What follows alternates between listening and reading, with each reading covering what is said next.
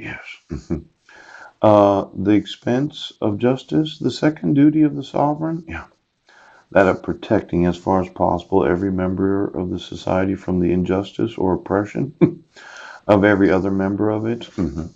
Or the duty of establishing an exact administration of justice requires two very different degrees of expense in different periods of society. Yes.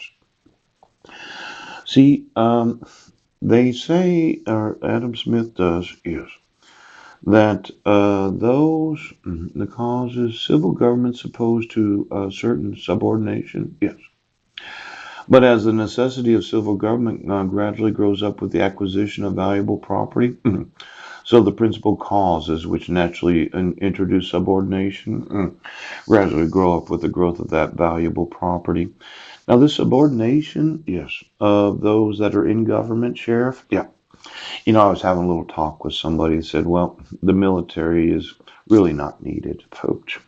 As if every sheriff and every police officer was going to submit themselves as subordinate to the actual laws of the United States. But I reminded him there was that in the Constitution about, sedition, yes, rebellion. Now I'm having to work through a very rebellious county that just will not acknowledge the laws of the United States.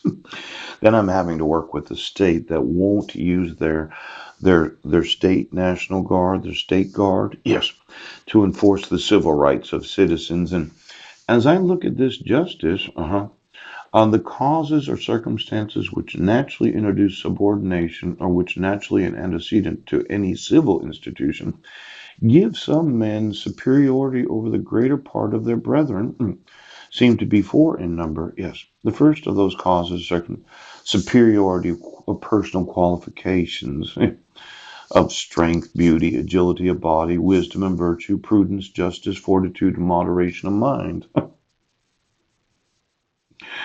Then the second is the superiority of age.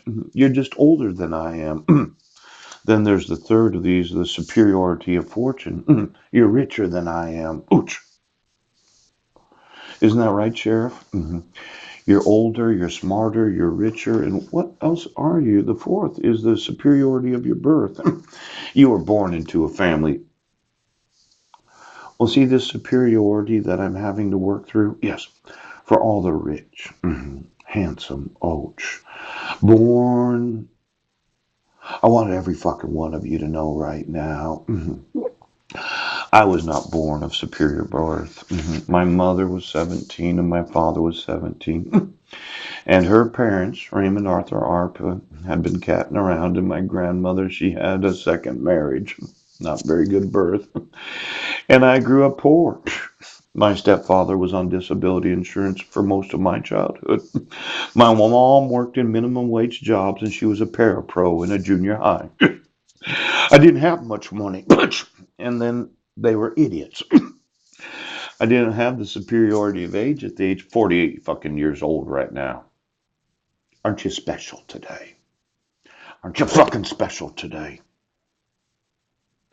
Now, these stupid fucking National Guards in each and every state of the United States, I have documented in thousands, tens of thousands of videos the crime of this fucking county.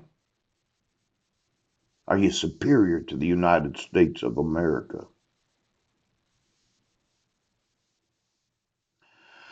We have a real superiority complex in the government of this nation. Yes.